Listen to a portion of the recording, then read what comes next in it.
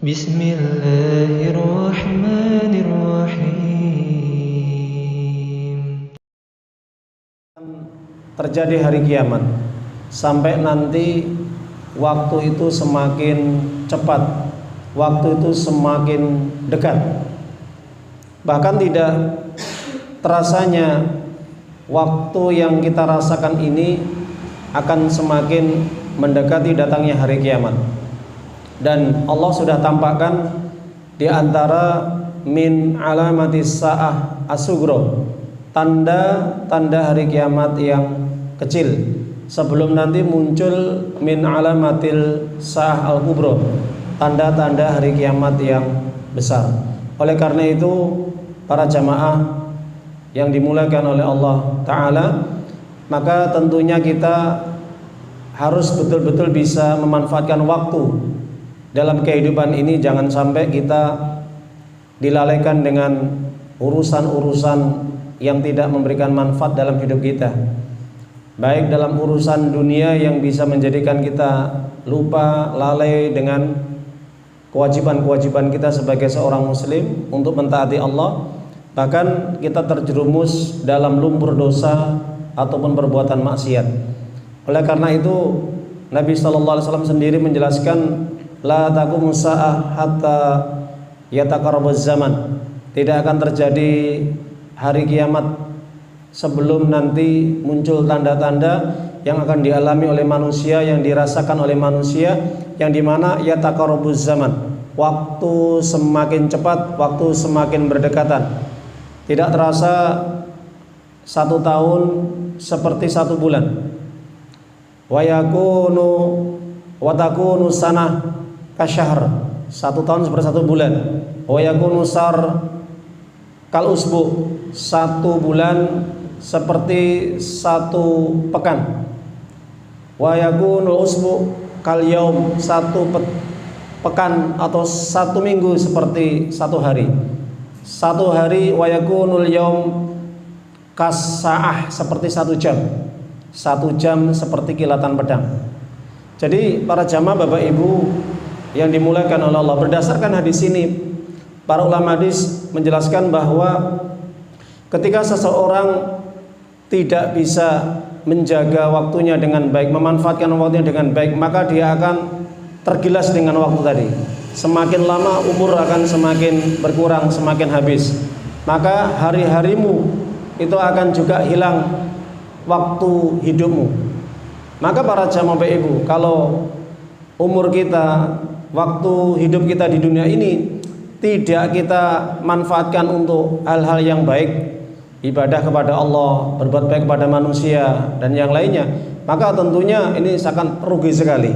Betul, rugi sekali. Kenapa? Karena Allah sendiri katakan, wal asri innal insana lafi khusrin. Demi waktu, demi masa, kebanyakan manusia di dunia ini berada dalam kerugian, berada dalam kehancuran, berada dalam kerusakan, berada dalam kebinasaan.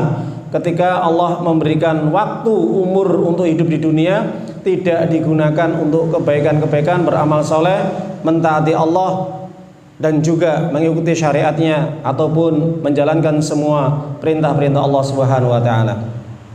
Oleh karena itu para jamaah Bapak Ibu, maka tentunya orang yang cerdas itu orang yang bisa betul-betul memanage waktu.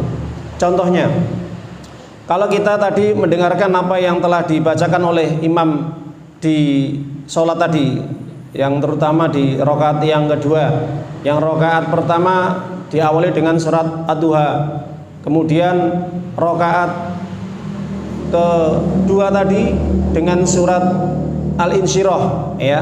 Jadi kalau kita lihat surat Al-Insyirah ini kita akan bisa merasakan bahwa ketika Allah sudah memberikan kepada kita kesempatan urusan dunia, kesibukan dunia, maka hendaknya kita segera untuk merapat, ya.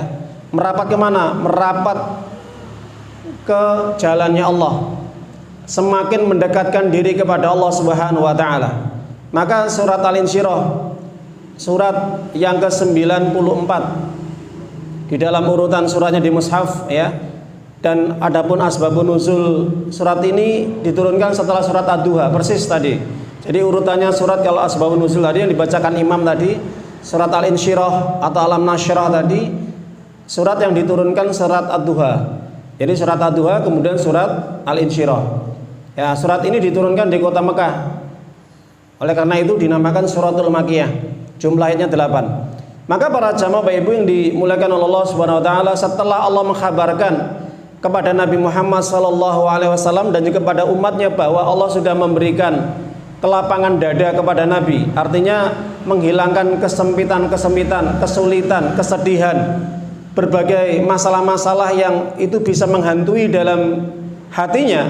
Sama Bapak Ibu, bukan hanya Rasulullah SAW sendiri yang dikabarkan oleh Allah kepada beliau ketika Allah memberikan kelapangan dadanya, menghilangkan kesulitan, mengangkat segala persoalan dalam hidupnya setelah menghadapi berbagai rintangan, menghadapi berbagai persoalan, ujian dan yang lainnya.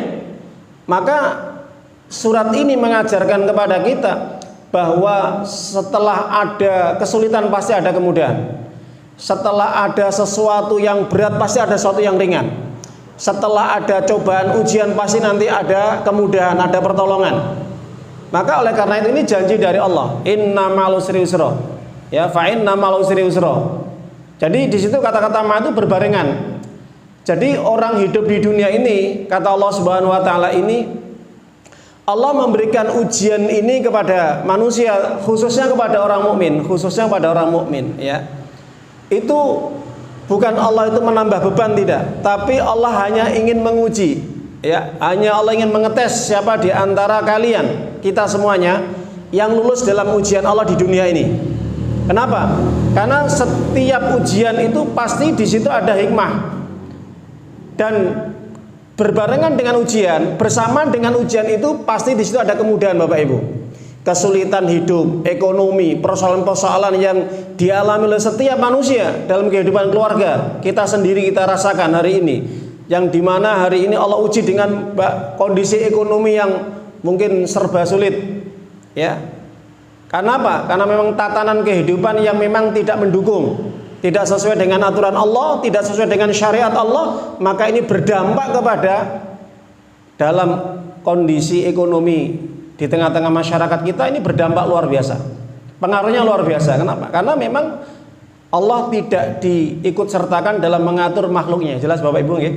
Nanti sesuai dengan tema inti kita adalah hidup berkah dengan Al-Qur'an. Kemarin hidup mulia dengan Al-Qur'an.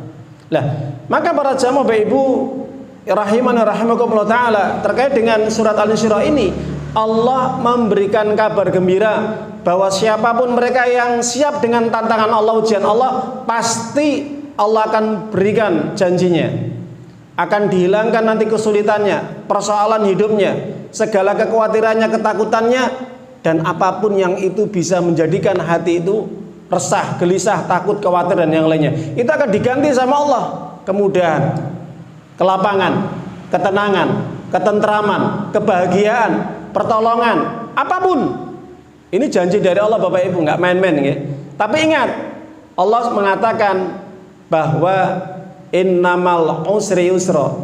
Setiap ada kesulitan ada kemudahan. Jadi kalau kita hidup pasti kita akan mengalami kesulitan terlebih dahulu. Nggak ada yang mudah. Kita bekerja pasti akan mengalami kesulitan, akan menghadapi persoalan. Nah, di dalam kesulitan, di dalam persoalan tadi itu ada kemudahan sebenarnya. Kalau orang betul-betul cerdas dan paham tentang situasi yang ada, dia akan selalu meminta kepada Allah, dia akan selalu memohon kepada Allah, dia akan selalu berhubungan dengan Allah dengan baik. Jadi kalau pengen kesulitan kita dihilangkan, kesulitan kita akan dilenyapkan, kalau kesulitan kita nanti akan bisa sirna dalam kehidupan kita, maka yang paling terpenting itu adalah selalu kita merapat kepada Allah. Ya, kadang-kadang orang ketika dikasih masalah, ujian Pak Bu, merapatnya kepada manusia. Betul nggak? Ketika ada persoalan, ujian, masalah, ada kesulitan apapun, kadang-kadang dia mengeluh kepada manusia. Ini salah besar. Seharusnya dia harus pertama kali yang dikeluhkan urusan dirinya, hidupnya itu Allah. Minta kepada Allah, mohon kepada Allah agar segala kesulitan itu dihilangkan. Lah ini. dikasih musibah, dikasih ujian, harusnya minta pertolongan kepada Allah. Harusnya mengeluh kepada Allah. Harusnya curhat kepada Allah, bukan kepada manusia. Kenapa? Manusia nggak bisa menyelesaikan urusan manusia atau orang lain. Wong dia menyelesaikan urusan sendiri aja kadang pontang-panting, Pak Bu. Kadang dia juga bingung, apalagi menyelesaikan urusan orang lain. Nah, maka yang paling terpenting di sini surat Al-Insyirah mengajarkan kepada kita, mendidik kepada kita, membimbing diri kita agar menjadi orang mukmin yang tangguh, agar menjadi orang mukmin yang kuat, agar menjadi orang mukmin yang sabar, agar menjadi orang mukmin yang siap menghadapi segala ujian. Apalagi di akhir zaman ini, berbagai tantangan ujian melanda diri setiap manusia, khususnya orang mukmin. Ujian orang mukmin apa? Yaitu fitnah syahwat dan fitnah subhat. Ujian yang melanda orang mukmin adalah syahwat, kesenangan-kesenangan yang itu kadang bisa merontokkan, meluluhkan imannya, Pak Bu. Demi kesenangan hidup, kadang-kadang dia harus tinggalkan Allah. Demi kesenangan wanita, kesenangan pekerjaan, kesenangan anak, kesenangan apapun, hobi dan yang lain, dia kadang-kadang harus tinggalkan Allah. Gimana mboten? Ini fitnah tuh syahwat, Pak. Ya, kesenangan rumah, kesenangan harta, kesenangan kendaraan, kesenangan apapun. Nah, ini fitnah tuh syahwat. Syahwat yang selalu menghinggapi dirinya, jiwanya, sehingga dia harus rela mengorbankan Allah Subhanahu wa taala. Dia tinggalkan Allah, dia tinggalkan sholatnya, dia tinggalkan untuk mencari ilmu. Itu kenyataan yang terjadi hari ini. Belum nanti tantangan fitnah subhat, munculnya pemahaman-pemahaman yang menyesatkan. Munculnya para doa, dai-dai, para khutbah, para khotib-khotib, para ulama-ulama yang harusnya mereka membimbing, mengajarkan umat agar umat paham terhadap dinul Islam, akidah tauhid, iman yang benar, syariat yang benar. Sebaliknya, mereka sesatkan umat. Masyarakat jauhkan dari pemahaman yang benar, jauhkan dari syariat, jauhkan dari aturan-aturan Allah.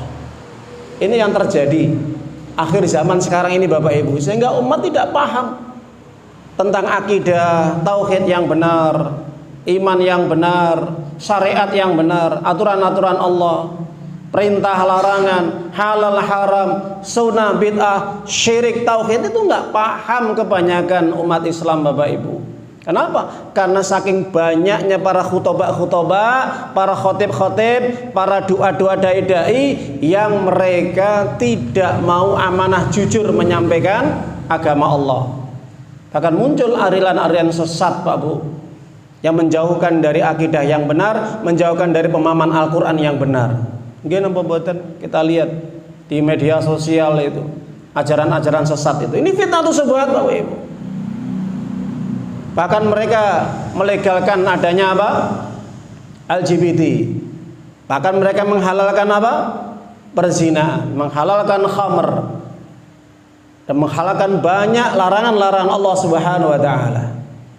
Bahkan dianggap juga ya, sebagai orang muslim itu harus bisa toleransi kepada selain muslim atau non muslim atau orang kafir, sehingga mereka juga menghalalkan ya adanya hari-hari besar mereka dan juga hari-hari raya mereka, dianggap itu toleransi beragama.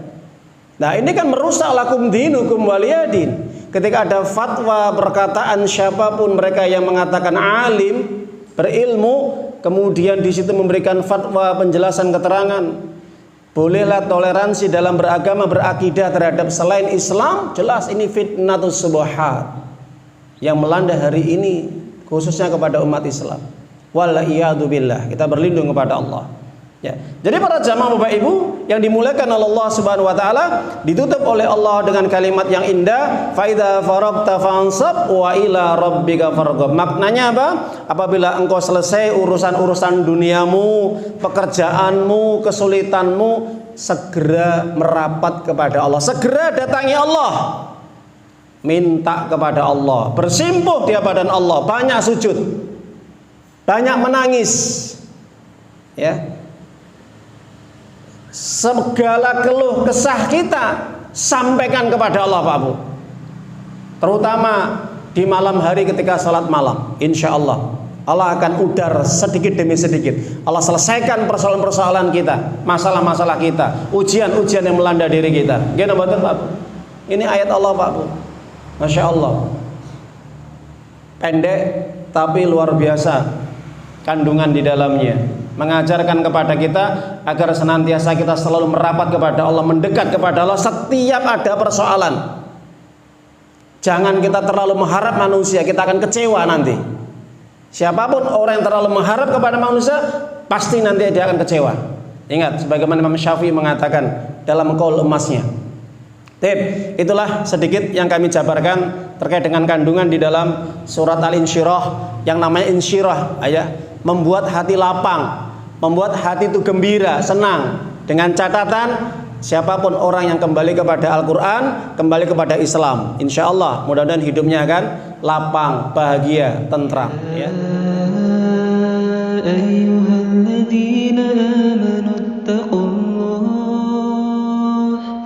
ittaqullaha haqqa tuqatih wa la tamutunna